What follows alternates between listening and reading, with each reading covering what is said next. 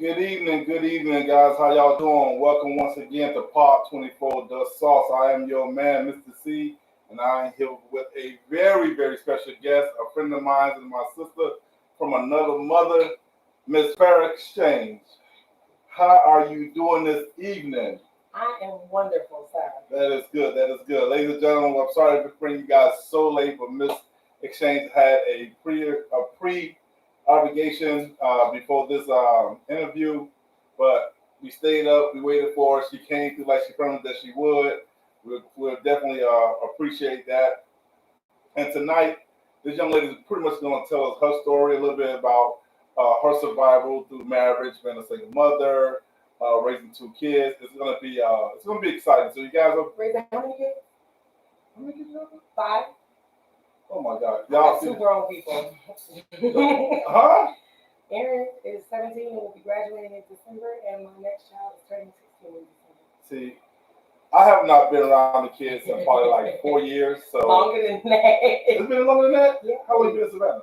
Going on 5 years now. Yeah, I've been around the kids in a while. So, and I'll be 50 next month, so y'all gotta forgive me. But anyway, we met a long time ago, and we we instantly like bonded. She do check me if I'm in the wrong. She's not one of those people. Oh, she's a fake friend now. She's gonna check you out. She don't care. But she's here tonight. She's here tonight. She's gonna definitely enlighten us on her journey to where she at today, and I'm delighted that she can do that. She asked me to do this. I didn't think she was serious, but she came through. I know she's serious, so we're gonna get into this thing, man. Before we start, you guys already know my pet peeve. If you haven't been vaccinated, please get vaccinated. It will save your life, not just for you, but for your family and your friends. You're not gonna grow 5 fingers, 10 toes. You already got 10 of them, so you're not gonna grow 10 more. You're not gonna grow a tail on the back of your ass. So don't worry about that. But think about yourself. Think about your family members. The people are steady dying from this virus. Y'all think it's a joke? Keep on playing with it. So once again, man, get vaccinated. Don't take it for a game, man. And I'll see you guys on the other side. But right now, we'll get into this interview with this young lady. Tell everybody, pretty much. Let's do this here. I'm gonna let you introduce yourself first. I can't. Okay, so my name is Monique, but many people in a portion of my life identify me as Fair Exchange, Fair for short. I am too much of a lady to tell you my age, and I am, as Charles said, a single mom who enjoys building for my babies. That is my number one motivation, and yes, I am at times brutally honest. I can take it, I can give it, I live by it, loyalty, respect, and that's me in a nutshell. And like she said, she's definitely brutally honest. She would definitely tell you what's on her mind. She's just the type of person, but she's real with it. She's definitely a real friend as well. Now, what I want to ask, I'm going to ask her some questions tonight, and I'm probably going to catch off guard with some of them. Some of them she's probably already expecting.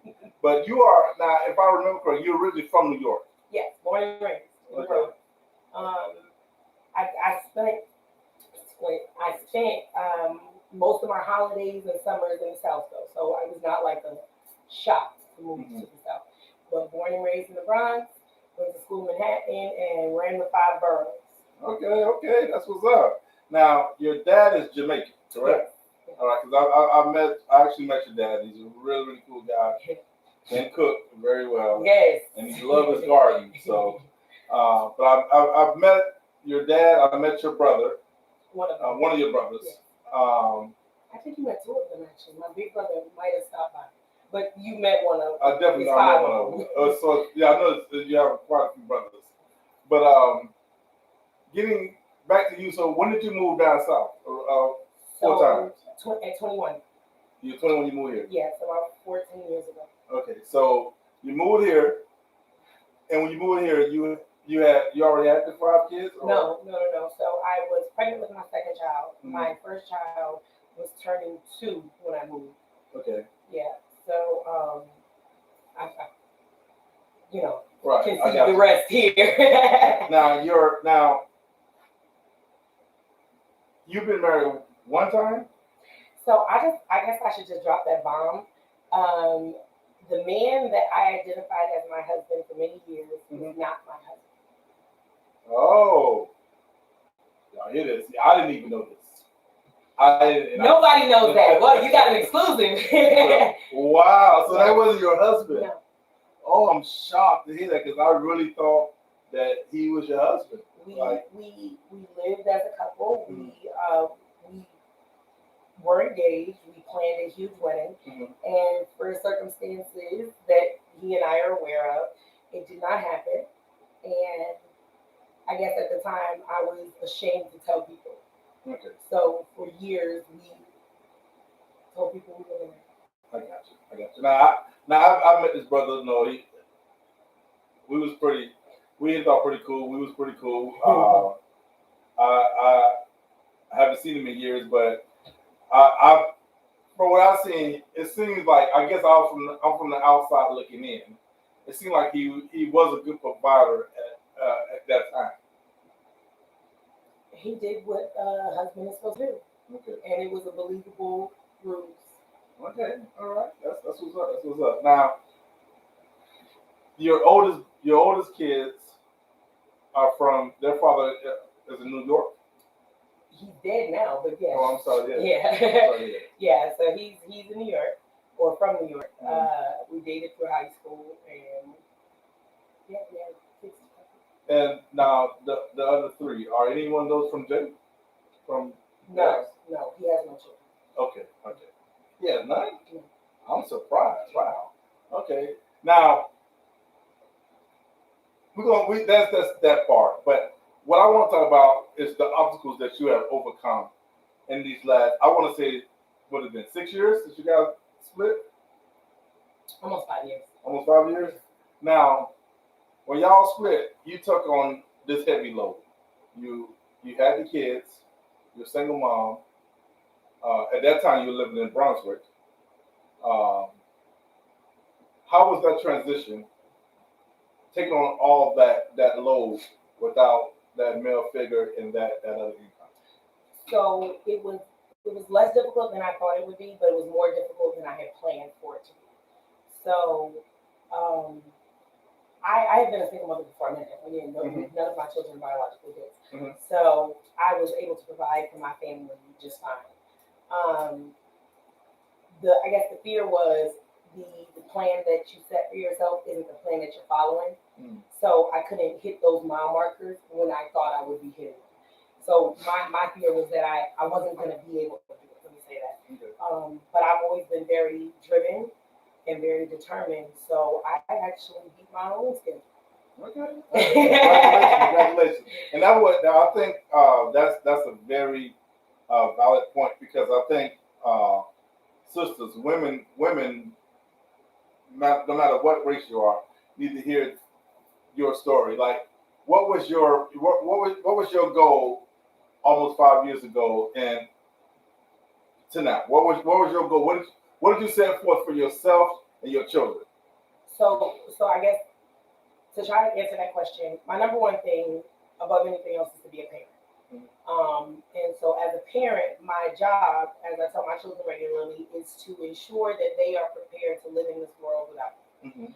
A lot of times, oftentimes, parents are able to secure a future for their children. And I didn't want to be that person, especially being someone that everyone thought shouldn't be able to do it. Right. I don't like being told what to do. So I knew that I had to set them up in a position that if anything were to happen to me, their quality of life would change. So my goals, again, before I even met my ex, were to, purchase property and leave my children something that they could use. Well, when the reality of single parenting and being a mother of 5 set in, I realized it was going to be more than just buying a house somewhere with a couple of dogs out front. And so then I set a plan in place for myself to be able to provide stability and, I guess, a structured future for them. Okay. And what was some of the fallout behind it? Like, what were some of the difficult times during that period? there were a lot of difficult times. Um, one of the things that sticks with me, one of the things that really, you don't outgrow is shedding the layers. Mm-hmm. So losing friends, losing acquaintances, just growing into somebody else. Mm-hmm. It's an uncomfortable process. And unfortunately, parents, we oftentimes try to ignore the fact that when we grow as a person, we're growing for not just us, but our children. Right. So I guess anybody that identifies with me as fair was used to me being one person, one Right. type of way. I was wild, I was a crazy one. But outside of that, I had to be more level-headed, more calm, more determined to get done what I needed done for them. They can't see that part of me. So one of the hardest parts was shedding those layers. Remembering that, yeah, this is important to me, but this doesn't benefit my core. I got you. I feel you. So that was like definitely the main struggle. I mean, of course, everybody struggles with finances, whether you got 5 kids, 1 kid, or no kid. Right. You know what I mean? Everybody struggles with deciding what's for you. Mm-hmm. You know what I mean? You might work at Burger King and then decide I want to be a pilot. Like you got to figure out how to get there from there. Yeah. So that's typical. But the part that really got to me was actually knowing what to let go and what not to let go. That's what's up. That's what's up. That's a sign of a mature person, a mature woman. So yeah, I salute you on that. That's a great job. I know you did a fantastic job. Now, speaking of jobs, now what were some of the jobs you had to? What were some of the jobs that you started out with 4.5 years ago? Like I remember one particularly. I remember you was doing a party bus. I remember that one. Yeah. But what were some of the jobs you did to get to where you're at now? Because we're not going to discuss where you're at now right now. We are going to discuss it because I think it's a big achievement. Okay. But we want to talk about some of the jobs you started out with that maybe didn't pay well, had stupid hours. Oh God! And I think one time you was a security guard also. I am still. Let me answer your question. Okay. So I have held many jobs. I've been fired from most of them because my mouth don't really stop. Mm-hmm.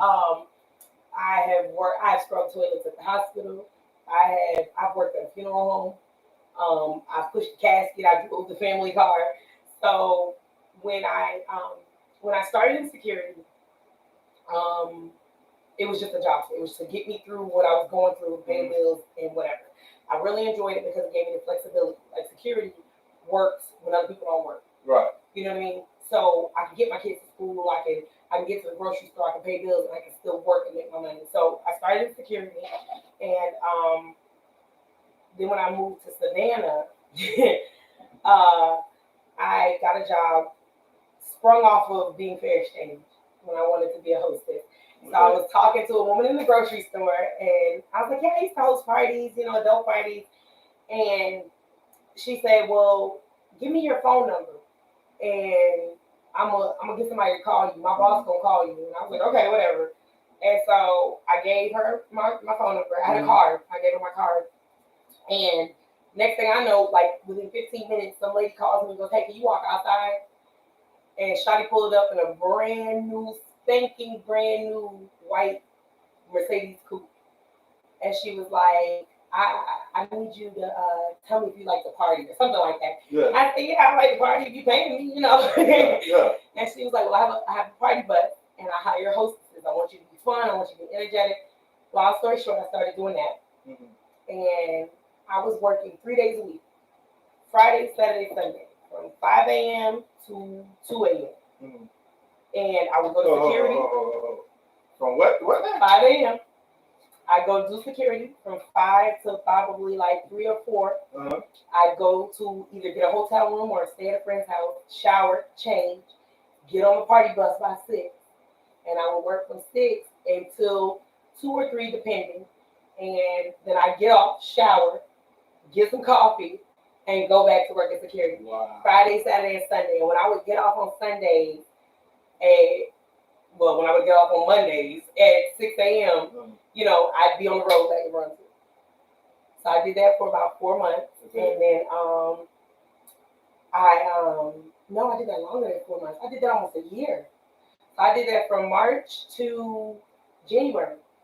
And I quit on January 1st, and I got a promotion. So I was no longer security. I was an office assistant. Okay. and I went from office assistant to, wait, do you get into that yet? To which one? The new job? Yeah, it's working its way up. Okay, wait, so I went from office assistant, and that's when I purchased my home, and I got a promotion to human resource manager. Okay, that's so that's by title what I have been doing for the last 4 years. Okay, that's what's up. I salute you. Hey, big ups to you. Good job. So, but essentially, I still work in security. I'm still doing videos in my car. But again, like I said, I definitely salute you in the job that you've done, especially being a single mom, and you, like I said, you overcome all these odds. That's why I titled this thing, this show, your story, because you did overcome the odds. Now, I know some of the stuff you went through, but let me ask you, how difficult has it been in our times now with the kids? Because we live in a time now that we are afraid to let our kids go out in fear something's going to happen to them. How do you deal with that? So I realized just a couple of months ago, my children are extremely detached from reality. My children are preppy little nerds. Yeah. And I love it. And at first it was frustrating to me because of how I grew up and where I came from and what it has made of me. But then I realized that I've afforded them the ability to be those people. Mm-hmm. I'm not saying that bad things don't happen all over the world, right. But I put myself in a position to put my children in an area where they don't have to worry about those types of things that I did when I was growing up. Now, yeah, they still have teenage issues or children's issues, but they don't have to worry about schools getting shot up or getting robbed on the way home, or and I afford them the ability to live like that. And I often wonder, like my mom did the best she could, but we grew up in the hood. Like, my kids grew up in the suburbs. So it's not as hard as I thought that would be. But that's what keeps me up. That's what keeps me going. That's what motivates me to. So I recently had an experience with my daughter. My oldest daughter wanted to go to New York to visit her family. And I was like, I don't think it's a good idea, but hey, you're a big kid, you can go. Yeah. And she went, and I was so scared of what could happen. And then it turned out she was totally unhappy because she's not used to standing on corners, hanging out till the wee hours in the morning. She's not used to sneaking and drinking. She's not. Literally, I was stalking her social media, Wow. And all her pictures, she's got the yuck face because that's not her thing. Right. My baby still goes to the mall with her girlfriends and gets manicures. Like, you know what I'm saying? Yeah. So it wasn't as hard as I thought it would be. I got you. So the boys, how do you deal with being the mother and the father? So I am and I am not. I have brothers. I have an active father. Like, I was fortunate enough to grow up with my father. And although my brothers drive me crazy with my brothers, and recently they have started moving closer. Like, my twin was here, my big brother was here. Then I have a brother in Tampa who I see regularly. But my baby brother moved down to be close. Like, he lives 10 minutes from me now. So fortunately, I have not had to be the father, even though I am the parent in the home. Yeah. My brothers are there. I got you. Like, and then I have honorary brothers, and they'll come get them, So that's what's up. That's what's up. So now, you said earlier you had to drop some friends, dismiss some friends. How has that transition been? Like, do you still think about some of those friends and associates? I like to put the word associates out there because they might not be friends.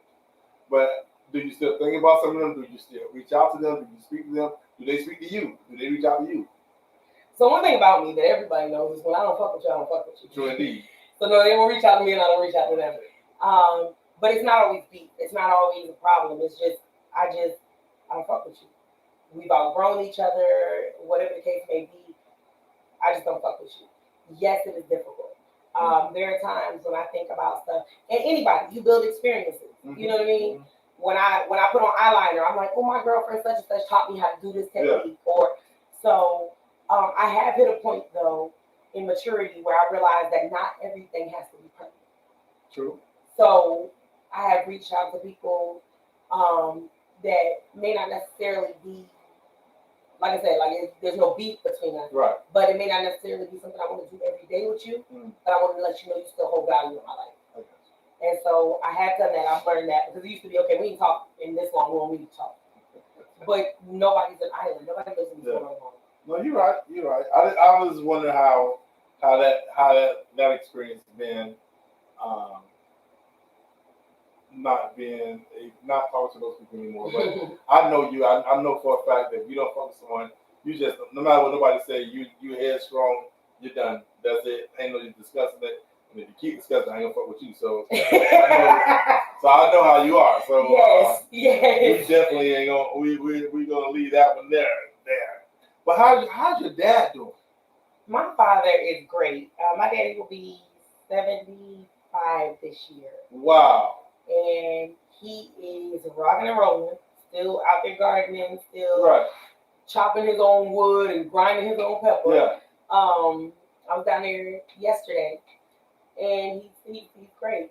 He's my daddy. I called him and I said, "Daddy, I don't work no more, and I wanna eat some liver and just lay in the yard." And he was like, "Well, how much is your mortgage?" I was like, "So yeah, he's just doing just fine." That's good. That's good. Now your dad is real big on like doing his own herbs and stuff. Yes, I don't. I learned from him. I don't do medicine. I don't do. I believe in preventative care, holistic medicines, and taking care of you. Yeah.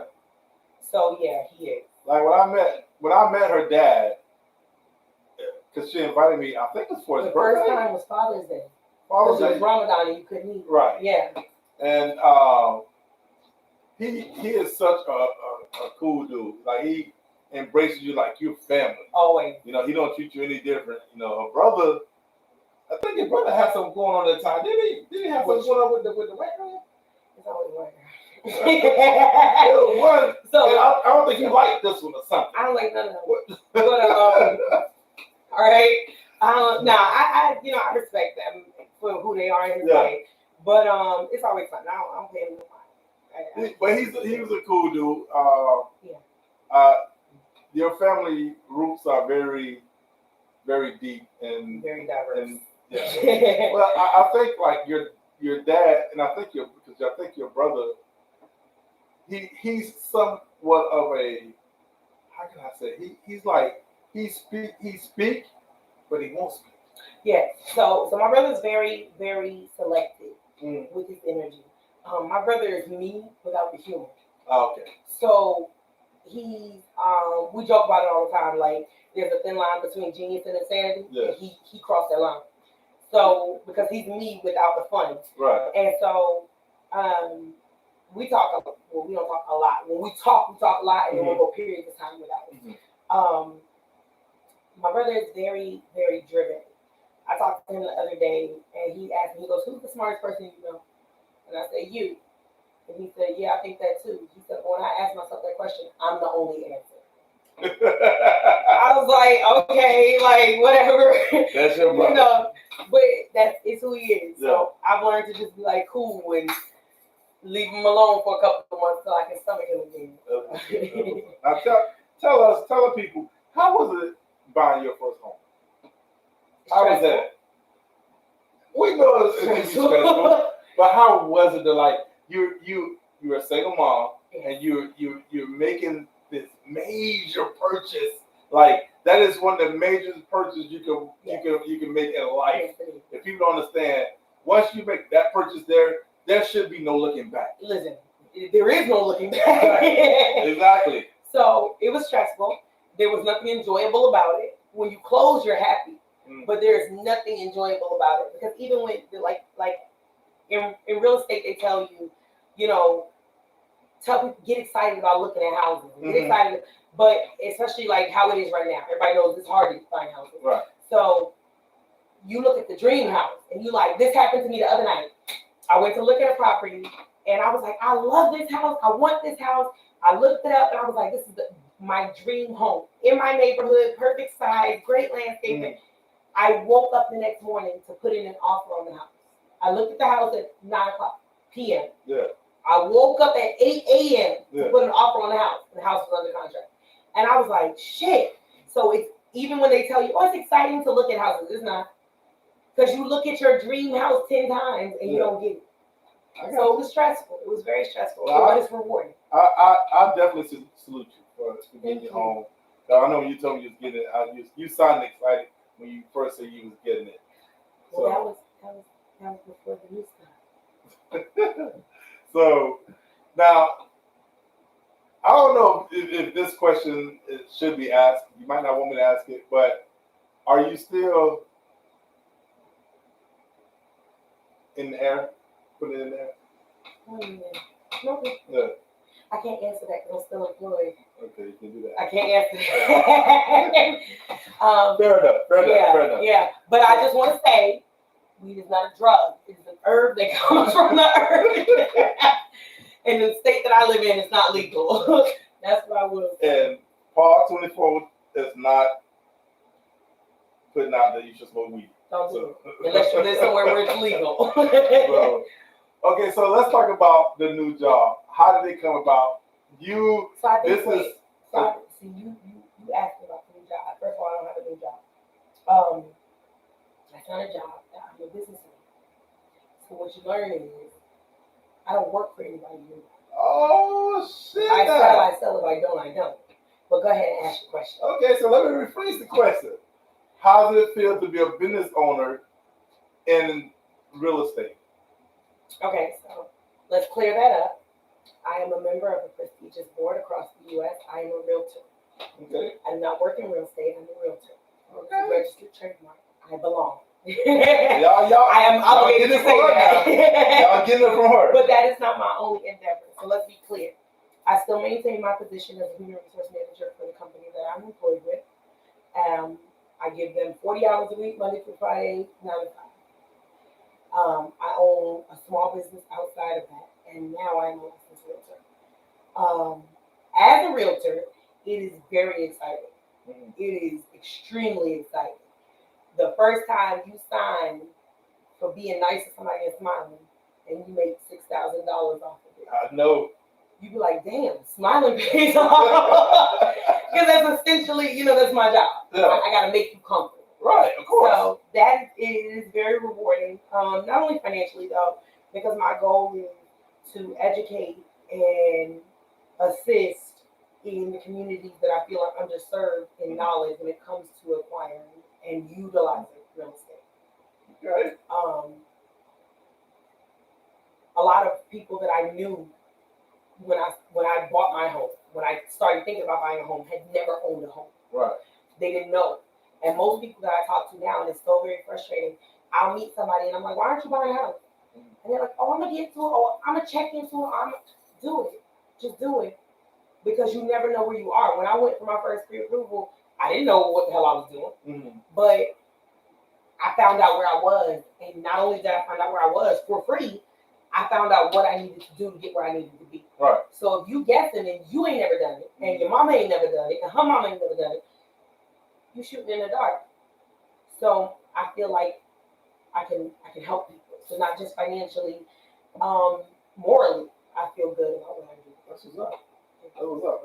Now I got. First of all, let me say I'm salute you for saying keeping your morals and selling homes, selling houses. Because I was in the car business for a long time, and there is no fucking moral. Okay, so you know the difference is between selling the car and selling the house. By the time you get to the point where you can buy a house, you already know what you get. Yeah. When you go to buy a car, you wait for somebody else to tell you what you get. You walk in there, you're like, I want a car, and it's your job to make me buy what you need to sell. Yeah. Yeah. When you come to me, you got to say the bank said I could spend this, and I want to live here, so I already know what you want. Right. And what shocks me about this is, like, I know you're very talkative. I know you're from New York, so you got the New York swag, and then you got the Jamaican swag to go with it. So you definitely got both sides of the angles to attack a person when selling them a home. I'm that shocked because I didn't think that you had the nerves to try to sell someone a $500,000 home. You know, because knowing you, I didn't see it in you. I'm not a salesperson. Yeah. Right. I'm proud of you, and I'll tell anybody, if you think you got the gift of gab to go into sales, please do. You know, I did it for 11 years, so I'm proud of you because I know you're gonna be very successful in it, and people don't understand when you take a leap of faith as you have, and you come this far. It is an amazing journey, and I am so happy for you. People that know you, that people that's going to see this video, they're going to be very happy for you as well, because a lot of people haven't seen you in years. So. Oh wait! Let me show them me. Don't worry, children can't watch this, so you're okay. So. I can't afford surgery yet, though, so it's me. So we've had some great moments together. Yeah. She can cook too. I'm the total package, so what you mean? Now I know you can be sort of a player. I'm not a player. Do you have someone special in your life? I always have someone special. I have like 4 someone special. Oh my God! What you mean? Oh Lord! This is okay. So let's just. I know that comment's gonna get a lot of comments. Like ain't nobody gonna comment on that. Y'all like, if you know me, you know me. I love everybody. I really do. As hard as I am, I wear my heart on my sleeve. And what I have found out recently is I am way more emotional than I ever gave myself credit for being. Mm-hmm. So I didn't think that I could get attached. You know what I mean? But it showed that I can. I learned that I can. And I learned that I can. So I'm growing. I'm emotionally growing. But one thing I will say, you're not allowed to ask a follow-up question, is I am through and through diehard. I can't say the word lifestyle. Although I have not participated in, I guess, the social activity, mm-hmm. My idea of a conventional relationship is different from what a conventional relationship is. And, I struggle with that because it's not widely accepted that a woman can have a preference in the sex. But what I have learned to love being able to say is, I don't get chose, I do the choosing. So, I'm not going to ask a follow-up question to that. I think, though, I will ask this. Do you ever want to get married? Yes, definitely. This is the thing. Marriage, to me, has never been about the traditional white gown, black suit, walking down the aisle crying. Marriage to me is a contract. It's a partnership. Yeah. Especially where I am now in life. I can't afford to tether myself to someone who is not where I am or ahead of me in life. I got you.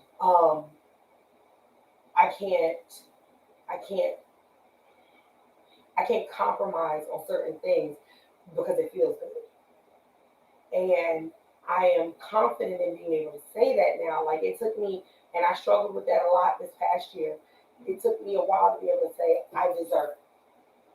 Because as women we're taught, or at least I feel we're taught, you got to settle. You got to wait to be chosen. You should be happy to be chosen, and you should be okay with this. And a lot of women that I spoke to would say stuff like, oh, because I'd ask, like, why are you with this person? Well, he don't beat me, he don't touch on my kids, and he ain't out in the streets every night. And I'm like, that is definitely not the prerequisite for that. That should be a standard. That shouldn't even be on the chart when it comes to gauging where a man is at in your life. So yes, I would love to get married, but I want to get married to somebody, or I want to join with someone that is doing what I'm doing. And I don't mean, career-wise. I mean, if you don't wake up every day with an intention of being a better you, then you don't even fuck with somebody like me. That's what's up. Y'all heard her. She real with it now. Now, it's so much. I know that her and I can talk about, but we're not going to talk about it. But because we can definitely go deeper. But my respect for her is on another level. You know, she is like a sister to me. Between her and Tara and a couple other people, it's a respect level there. So I definitely miss talking to you. I'm so happy for you right now. It's amazing because I want to see you definitely get to that plateau. You know, when you are making that 6 figures plus a year, and I know you're gonna get there. For 6 figures. So we just did a meeting the other day and said if you set your sights on 6 figures, that's what you're gonna cap at. So you're going 7. I got 5 kids. I need at least 7. I ain't mad at you. I ain't mad. Listen. Yeah. So my mentor is dual career as well. It means when you're self-employed and work a regular job. And just in real estate alone, in what was this past month? September? The 1st of September, she had already cleared 160K. Wow. In real estate. We're not talking about her salary from her actual career. Yeah. In her business, she had cleared 160K. That's what's up. And I'm like, I'm doing something wrong. If I'm just making 5 digits, I'm doing something wrong. Yeah. So, and I love this woman. I think she's amazing. She has so much to teach me. And so, yeah, I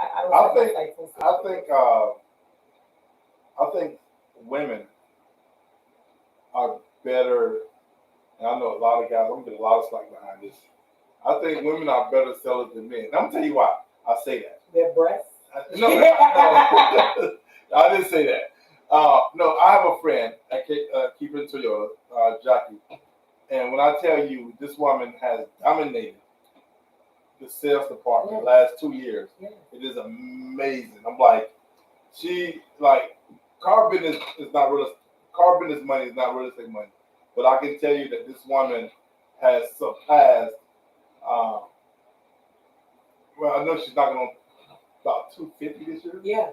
You know what I'm saying? And that's what motivates you. To get back to your question about losing people, I do feel the pain of losing people, but what I've learned is surrounding myself with people that think like me, move like me, do what I do, has given me so much more motivation.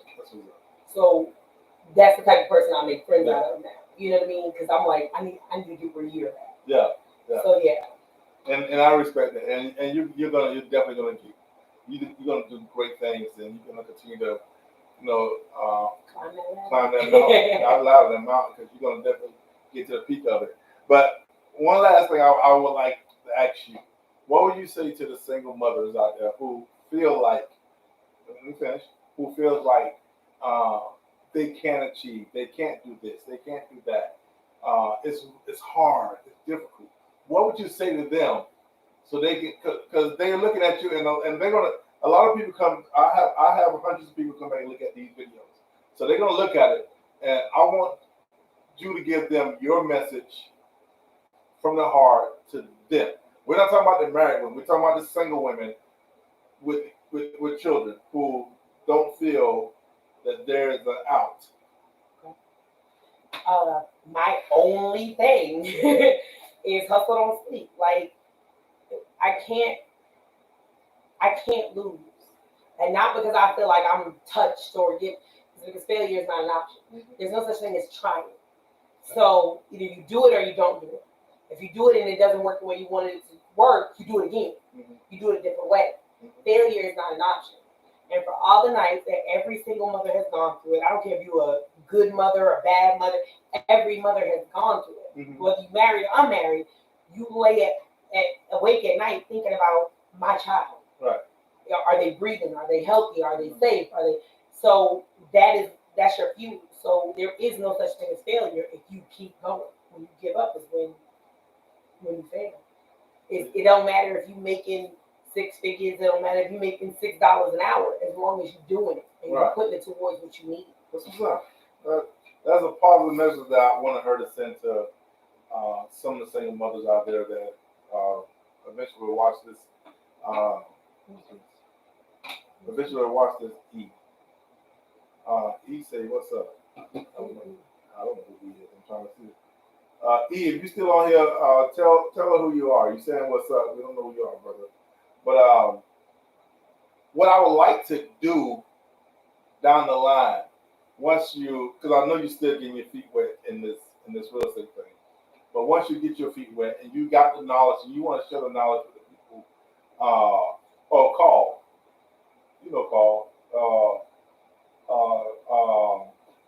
man, I can't think of your last name right now, man. My bad. Hi, Carl.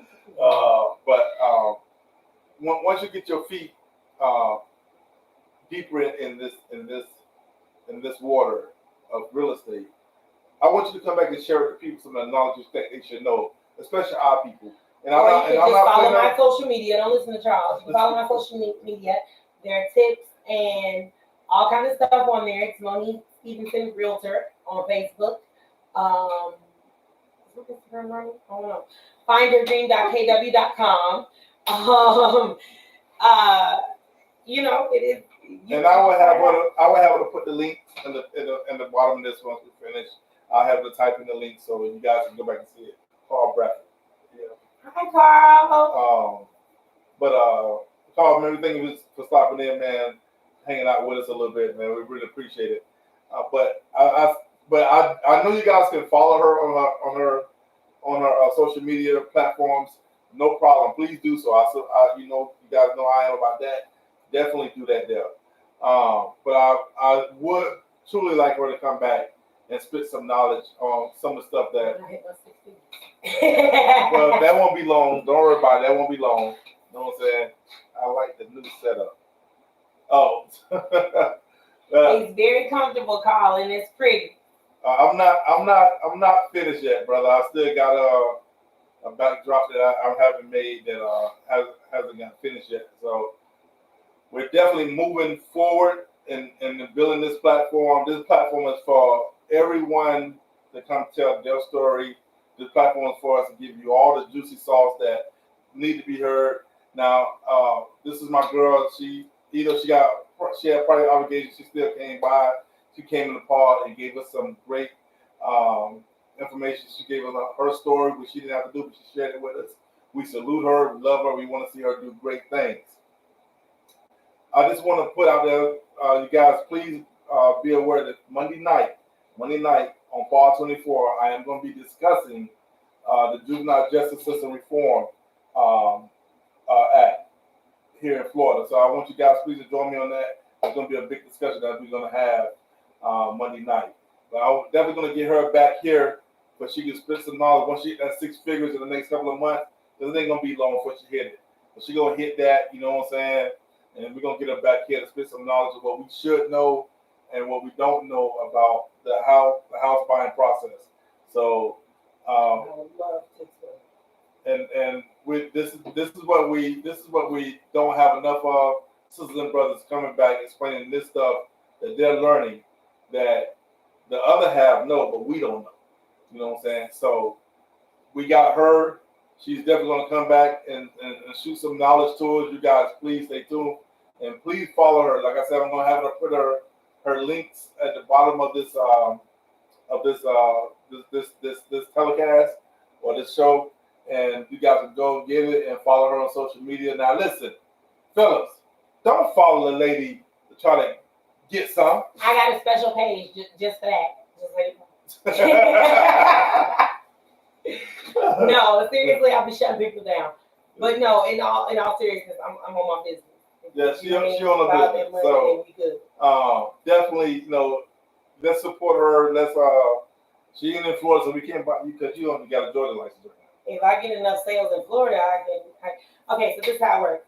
I intend on getting my Florida license in April, but I have to have clients to do so. It doesn't make sense to pay the fees. However, if you are interested in looking at property in Florida, anywhere in Florida, I can refer you to someone, and it gives me credit.